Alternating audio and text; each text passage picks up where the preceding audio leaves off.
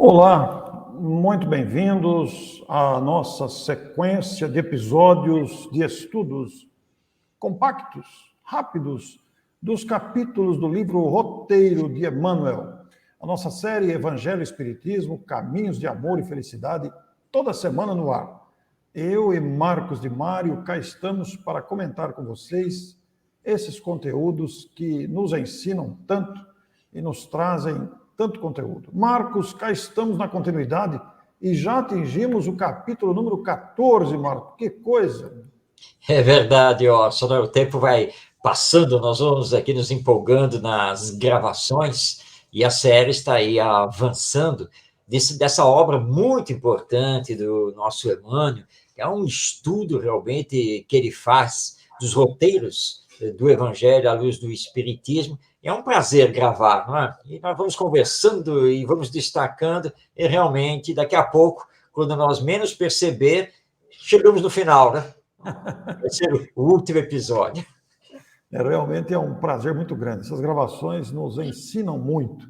E nós, como dissemos, estamos, pois, no capítulo 14, Evangelho e Alegria, é o episódio número 15. Você poderá rever os episódios anteriores, estão disponíveis no canal do YouTube, e é uma alegria. E vamos continuar, pois, e vamos iniciar aqui.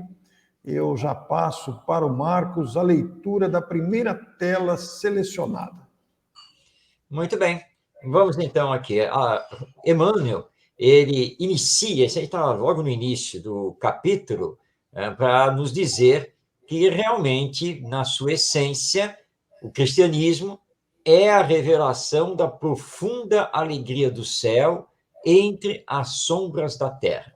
Essa fala de Emmanuel é muito importante, porque durante muito tempo mesmo, o cristianismo ficou encerrado em igrejas sombrias, cultos internos em latim, padres vestindo batinas pretas. Então, durante muitos séculos, nós vivemos isso. E aquela imagem do Cristo crucificado, a imagem da dor, do sofrimento. E o Emmanuel, então, à luz do Espiritismo, vem nos dizer que, na essência, o cristianismo não é isso, não. O cristianismo é alegria, porque Jesus veio à Terra para nos trazer a mensagem de amor. E a mensagem de amor é aquela mensagem que vivifica, é uma mensagem de alegria. Né? O amor edifica, o amor sensibiliza. E é isso que nós precisamos compreender. Por isso, o Espiritismo não usa símbolos e nem poderia utilizar, por exemplo, o símbolo da cruz, né? Porque, na verdade, não é dor e sofrimento, é amor e alegria. É isso que significa o Evangelho, e nós temos que viver com ele, apesar, claro, dos problemas humanos que estamos enfrentando, mas temos que viver com alegria. Aliás, Orson, isso me lembra aqui uma entrevista dada pelo nosso querido médium Divaldo Franco, já com seus mais de 90 anos de idade, e o jornalista perguntou a ele como que o senhor consegue estar sempre sorrindo, estar sempre alegre. E ele falou, olha, isso aí é porque a doutrina que eu sigo, que é o Espiritismo, me ensinou isso. Porque o Evangelho, que eu também sigo, é a alegria. Não quer dizer que eu não estou vendo os problemas do mundo, os problemas dos seres humanos. Mas nós temos que atender esses problemas e os nossos próprios com alegria, porque essa é a mensagem do Evangelho e um Evangelho redivivo pela doutrina espírita. É interessante, Marcos, conectar-se a alegria com o Evangelho. Né? Você foi muito feliz aí na expressão ao referir-se a sinais de tristeza. E o Emmanuel, aqui no início do capítulo Evangelho e Alegria, ele vai afirmar que comete uma grande injustiça quem afirma, e tem pessoas que afirmam que encontram no Evangelho uma religião de tristeza e amargura. Não, isso é absolutamente incoerente. A própria, como o Emmanuel relaciona aqui no capítulo, que a vinda do Mestre é precedida pela visitação dos anjos. Marcos, quando a gente fala em anjo, não naquele sentido de anjo de asas, porque as asas é imaginação humana, anjo não tem asa. O anjo aqui se conecta com a bondade, com a leveza, com a sabedoria, com o amor expresso no comportamento. O anjo significa, portanto, proteção, alegria. E a vinda dele foi anunciada por um espírito angelical, possamos assim nos exprimir. E também Maria conversa com um mensageiro divino que lhe esclarece sobre a chegada do grande embaixador. E Jesus nasce numa manjedoura humilde. Tudo isso Emmanuel coloca aqui no capítulo, que se deslumbra o clarão de inesperada estrela. E nós vamos ver aí que começa com Jesus pelas vozes que antecipam as notícias da grande alegria para o povo que aguardava essa notícia que foi uma profecia, foi anunciado antes, e havia esperança no coração do povo pela vinda desse embaixador celeste, que era aguardado com expectativa, com alegria. Então, é muito interessante porque começam com Jesus, como o próprio Emmanuel usa aqui, a reinar o contentamento e a esperança. E Jesus começa o seu apostolado numa festa nupcial, que também lembra a alegria, Marcos. Sim, tudo lembra a alegria. Quando você lê a narrativa evangélica do nascimento de Jesus, você lê uma história muito bonita, bela, né, de tudo que aconteceu com Jesus, aquela manjedoura, a visita dos chamados três reis magos e assim por diante, e aquela esperança que brilhava nos olhos de todo mundo, porque a estrela confirmou que ali estaria o Messias. Houve um anúncio dos céus num fenômeno espiritual legítimo. Então, não é dor, não é sofrimento, não é tristeza, nada disso. O povo judeu vinha com uma esperança muito grande de estar ali presente naquela época para receber o Messias. Porque, segundo os antigos profetas judeus, e fazendo-se os cálculos, seria mais ou menos por aquela época que o Messias, o enviado de Deus, se apresentaria para salvar o povo judeu, para salvar, né, o Estado de Israel. Então, por que tristeza? Na verdade, era uma festa. Foi tristeza para os egoístas, para os orgulhosos, os que não queriam perder o mandato mundano da política, da governança. Esses, sim, podem ter se entristecido. Mas, na sua maioria, o povo estava muito feliz. E quando Jesus inicia depois, efetivamente, o seu apostolado, nós vemos as narrativas de Mateus, por exemplo, e ele é bem claro nas suas narrativas, dizendo que diariamente multidões acorriam a Jesus, vindas de todos os lados, não apenas da Judéia, mas inclusive das demais nações ali presentes naquela parte do mundo. E era sempre uma festa, todo mundo sequioso de ouvir as palavras de Jesus, de receber as bênçãos de Jesus. Mesmo o batismo lá com João Batista, nas águas do Rio Jordão, nós temos uma festa, a anunciação no fenômeno de voz direta, né, apontando: este é o meu filho, né, este é o enviado. Então, realmente, nós temos que trocar os símbolos e entender que o evangelho que veio aqui nos redimir é realmente alegria, não tem nada a ver com tristeza. Curiosamente, a tristeza foi introduzida pela mentalidade humana depois do sacrifício que nós, por egoísmo, humanos, impomos ao embaixador celeste, né?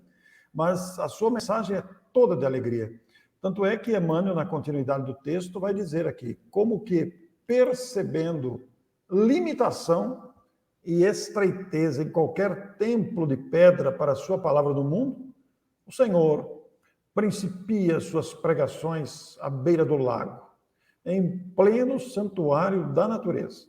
Flores e pássaros, luz e perfume representam a moldura de sua doutrinação. a gente fica imaginando mesmo esse cenário natural. Inclusive, a nossa arte aqui está com uma moldura de flores, que se a gente prestar atenção, dá até para sentir o perfume dessas flores que aí estão, que realmente significam a presença carinhosa de Jesus, especialmente junto ao povo sedento. O Marcos citou para nós há poucos instantes das multidões que vinham de lugares diferentes, todos repletos de esperança, aquela suavidade, aquela crença de que seriam beneficiados pelo embaixador celeste, aquela esperança viva de cura, de melhora, de compreensão da vida, de resolução daqueles graves desafios, um povo sofrido, um povo desprezado, espezinhado pelo egoísmo humano, com carência de tudo, buscava essas pregações repletas de amor e de esperança, trazidas por aquela voz tão importante, Marcos.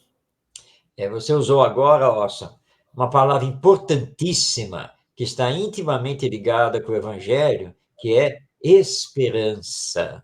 E o Evangelho veio justamente nos trazer a esperança de dias melhores, a esperança de menos problemas na sociedade humana, a esperança de finalmente nos unirmos a Deus e conquistarmos o chamado reino dos céus, como Jesus se referia a essa felicidade que nós vamos ter quando chegarmos à perfeição. E Jesus realmente utilizou a natureza, não apenas como seu cenáculo, a sua sala de aula, mas usou a natureza para os exemplos. Nós temos nas parábolas de Jesus, ele sempre utilizando questões ligadas à natureza, àquilo que era conhecido nosso naquela época. E realmente devem ter sido cenas maravilhosas de imaginar, por exemplo, Jesus lá em Cafarnaum, já com os 12 apóstolos, boa parte deles pescadores, e na praia, lá do Lago de Genezaré, pregando à luz do sol, num dia lindo, maravilhoso, a praia lotada de pessoas, ele ali em cima no barco, para ficar um pouco mais alto do que a multidão, e falando da esperança, falando do amor, falando suas bem-aventuranças, consolando, explicando. Realmente, não dá, não é, Orson? Como que você vai pintar esse quadro com tristeza? Não tem como, é simplesmente impossível. E as pessoas saíram dali arrebatadas.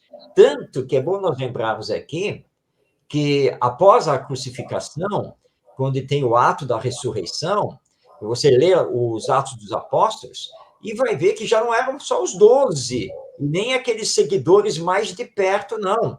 Já eram para mais de 500, para mais de 1.000 que já estavam seguindo e que vão ser preparados na sequência para espalhar a boa nova. Então, evangelho não pode ser sinônimo de tristeza, mas sim de alegria. Ô Marcos, enquanto você se referia a essas multidões de ouvintes esperançados, esperançosos, buscando se alimentar da energia daquela voz, buscando se alimentar da sublimidade daquele olhar, você imagina uma plateia de mais de 1.000 pessoas, 500 que sejam, mas nos momentos de maior aglomeração, misturando-se ao som das ondas do mar, ao som natural do vento, das folhas e dos pássaros, etc. E eu fico imaginando o silêncio daquele público.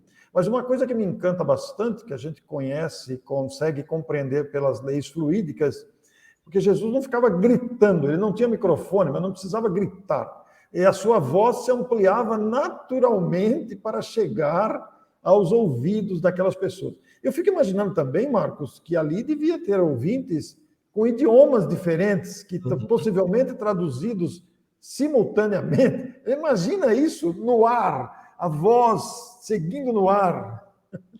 Você está lembrando agora, Orson, um fenômeno extraordinário. Isso. Uma praia lotada, segundo Mateus, normalmente as multidões eram muito acima de 1.000 pessoas.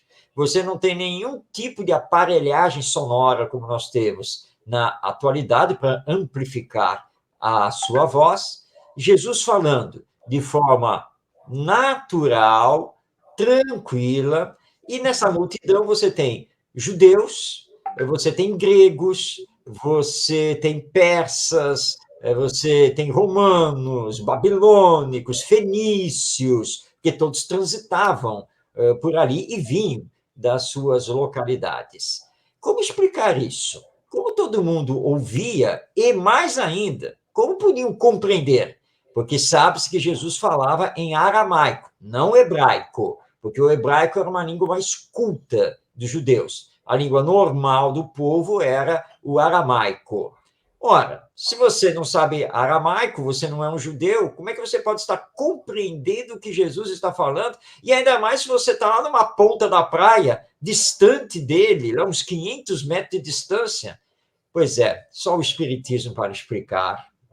Jesus estava secundado por uma pleiade de espíritos superiores que amplificavam a sua voz e faziam com que a sua voz se traduzisse no pensamento de cada um. Então, você entendia por pensamento, numa ação fluídico, magnética, que atuava ali. Então, Jesus era também a plena alegria. Ele estava falando do amor, estava falando de Deus como Pai e não como um guerreiro, o justiceiro. E a mensagem ia, as pessoas simplesmente entendiam, né? Elas recebiam aquilo na sua mente e no seu coração, secundados justamente pela transmissão de pensamento. E o pensamento não tem idioma, o pensamento é neutro, por isso que todo mundo conseguia entender. É magnífico pensar nisso realmente. E nessa multidão aí que o Marcos citou, várias nacionalidades, várias origens, pátrias aí, nós vamos nos lembrar que ali estavam crianças, mulheres, pobres e aflitos, famintos, doentes, aleijados, e nós vamos nos defrontar aí com a sublimidade do Sermão da Montanha, Marcos. Olha, eu vou deixar para você ler, por favor. Vamos lá, é o nosso sermão, então, nos dizendo: o Sermão da Montanha é o hino das bem-aventuranças, suprimindo a aflição e o desespero. Por onde passa o divino amigo, estabelece-se o contentamento contagiante. Realmente, eu sempre admirei o Sermão da Montanha. Aliás, até já fiz todo um estudo através do programa O Evangelho em Espírito e Verdade, que vai ao ar pela web rádio Cristo Consolador. Eu estudei o Sermão da Montanha inteirinho à luz do Espiritismo. E ele começa justamente com as bem-aventuranças. É como diz o André Luiz: o mal não merece comentário, então vamos iniciar o discurso falando das coisas boas. Olha, bem-aventurados são os aflitos, porque deles será o reino dos céus, porque estão sofrendo só por causa de mim. Mas calma, haverá redenção. Bem-aventurados os brandos e pacíficos, porque herdarão a terra. Não são os maus, não. E assim ele vai indo, e depois, quando ele chega para dizer: olha, vocês são a luz do mundo, vocês são o sal da terra. Então, realmente, o Sermão da Montanha é hino não apenas de beleza, de poesia, mas é também de espiritualidade, de alegria, de conforto, de consolação e de esperança, porque nos lança com a visão para o futuro, dizendo assim: calma, calma, você está sofrendo agora, mas tenha fé, tenha confiança em Deus, confia em mim, no caso é Jesus. Calma, porque tudo isso passa, mas o bem, a alegria, o amor, esses ficam para sempre. E se você seguir a minha orientação, se você seguir aqui os passos que eu estou lhe dando através do Evangelho, você chegará à felicidade. Pois é, Marcos. A gente fica pensando nas emoções que aquele povo sentia, um povo sofrido, espezinhado, que passava muita dificuldade diante de governos arbitrários, havia abuso de autoridade, havia desrespeito à condição humana, era todo tipo de desrespeito à condição humana, com governos que abusavam do poder, exploravam o povo sob todas as formas, né? Então você imagina um povo desejoso de uma liderança nata, de uma liderança respeitosa, e ouvir aquela voz suave, doce, como você disse, falando calmamente, tranquilamente, e asserenando os corações, né? Trazendo, através da esperança, esta nova era, este novo patamar. Aquilo era um verdadeiro tratamento que Jesus fazia, como diz o Emmanuel aqui no seu texto, fazia com os sofredores. Muitos deles se sentiam inúteis, eram considerados pela sociedade mais aclamada da época como pessoas desprezíveis, mas Jesus levanta-lhes o ânimo. Isso, levantar o ânimo, lembra alegria. Registrando aquelas notas consoladoras do Evangelho, a pessoa começava a enxergar o mundo de uma forma diferente. Então, nós vemos aí um preparo. E cada pessoa que se recupera da doença e se torna saudável novamente, ele é um veículo de bom ânimo para os outros, há um contágio de alegria, porque cada sofredor confortado ou reconfortado constitui edificação moral para a grande turba. É o que aconteceu com grandes personagens do Evangelho, que nós conhecemos de verdadeira transformação, no contato com o Mestre, se tornaram portadores desta nova maneira de viver a vida e enxergar os desafios, já sem revolta, já com resignação, com confiança na vida, absorvidos desta fala mansa, estimuladora, confortadora. Isso é muito bonito, Marco, muito bonito isso. Sem dúvida, Orson. As narrativas que nós temos, que foram trazidas pelos evangelistas, das curas, dos consolos, das orientações, de todos os personagens que fazem parte da história do Evangelho, nós vemos que todos eles ficaram extremamente agradecidos a Jesus. Muitos pularam de alegria, correram para o templo, gritando sobre a cura, deram testemunho. Aqueles que estavam com a má vida, como eram classificados, que se ajoelharam perante de Jesus em lágrimas, agradecendo, e se tornaram seguidores. Então, você vê que é uma alegria irradiante. Essa alegria irradiava tanto que incomodou justamente os poderosos da época, que se sentiram ameaçados no seu poder. Entre eles, o famoso Sinédrio, que era o conselho dos anciãos e que comandava Israel, tanto na sua administração como na sua religião.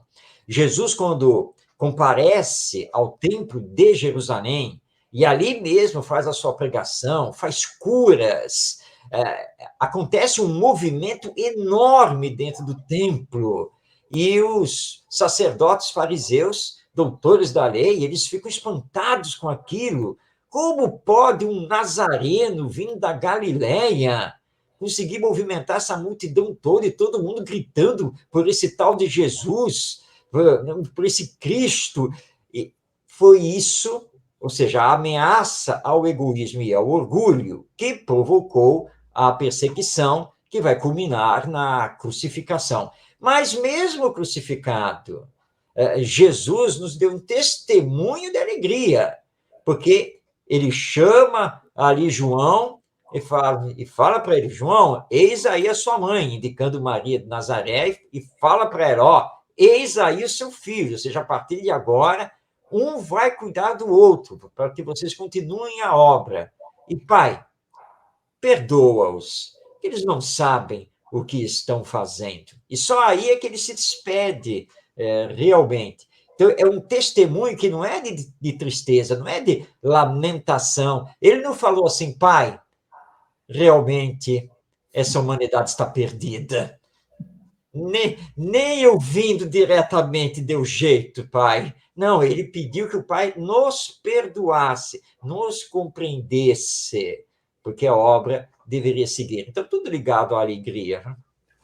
Isso demonstra a alegria que lhe era própria, o otimismo e a esperança que ele carregava dentro de si e transmitia a quem lhe ouvia, a quem lhe convivia com ele. Nós temos aqui a última tela da apresentação de hoje, que inclusive está no último parágrafo do capítulo. Eu vou ler aqui e depois deixo para o Marcos comentar. Como ele já iniciou, inclusive, o comentário sobre esse assunto. E ainda, do suor sangrento das lágrimas da cruz, o Senhor faz que flua o manancial da vida vitoriosa para o mundo inteiro, com o sol da ressurreição a irradiar-se para a humanidade, sustentando-lhe o crescimento espiritual na direção dos séculos sem fim. Marcos, esse episódio da cruz, do sacrifício provocado pela inveja, pelo ciúme, incomodou a presença de Jesus, incomodou os poderosos da época que o levaram ao sacrifício. Nós vemos que até os dias atuais, 2000 anos depois, este sol imenso da imortalidade, da alegria, da gratidão, permanece conosco mais do que nunca. E a gente percebe hoje que nós não temos outra alternativa de equilíbrio, de alegria, de felicidade, senão compreender-lhe os sublimes ensinos. Sem dúvida, Ossos, sem nenhuma dúvida. Nós espíritas damos mais importância, na verdade, ao episódio da ressurreição do que ao episódio da crucificação. É claro que a crucificação tem todo um simbolismo que é importante, que é a renúncia de Jesus por nós, mas a ressurreição é a glória celeste, é a volta, o retorno, para mostrar para todos nós que a vida continua e que Deus mantém, sim, sempre acesa a chama da nossa esperança, porque nada termina por causa do mal, muito pelo contrário. Então, ele retorna diante dos apóstolos e todos os seguidores com a canção da vitória. Eis-me aqui. Eu disse a vocês, não disse? Que a vida continua, que eu retornaria em 3 dias. Eu estou aqui. Aqui estou. E ele se deixa palpar, porque ele está com o perispírito materializado, e, na sequência, segundo a narrativa de Lucas, lá no Atos dos Apóstolos, ele vai ficar 40 dias e 40 noites junto a todos os seguidores para prepará-los, para que eles dessem continuidade à obra do Evangelho, que, a partir dali, deveria ser, então, divulgado amplamente por todo o Império Romano. Então, a ressurreição mostra para nós essa continuidade da vida e esse significado profundíssimo do Evangelho e a necessidade agora de praticarmos, de termos esse exemplo de Jesus conosco para que possamos fazer o que vamos chamar aqui do Evangelho vivo e vivido, que é o que está nos faltando, porque somente assim nós vamos derrotar o egoísmo e o orgulho, que são as 2 grandes chagas da nossa humanidade. Muito bem, Marcos, que alegria falar de Jesus. Nós queremos saudar aqui os nossos telespectadores, os nossos ouvintes, pelo acompanhamento desses episódios. Hoje tivemos aqui o capítulo 14 da obra Roteiro, Evangelho e Alegria, dentro da série Evangelho e Espiritismo, Caminhos de Amor para a Felicidade. Você poderá encontrar os demais capítulos aqui na playlist dos nossos canais. É uma grande alegria, realmente, e nós, na próxima semana, estamos de volta com o capítulo 15, Evangelho e Individualidade. Muito obrigado a você, um grande abraço e até a próxima semana. Fiquem bem, com o nosso abraço de gratidão e carinho.